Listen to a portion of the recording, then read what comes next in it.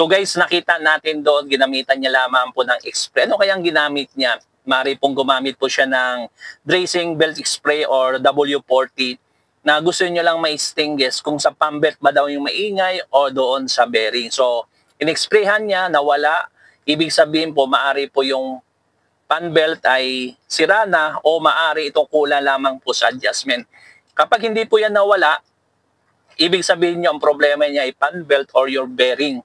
Maari naman po yan i-adjust po natin, baka maluwag lang. Kaya napaka-importante guys na may mga gamit tayong ganito na pwede natin siya maging tayo. Kapag nakakarinig po tayo ng ingay, pwede natin siya, kula po tayo yung tinatawag po natin dressing belt niyan, yung pang-spray or busan po natin siya ng tubig.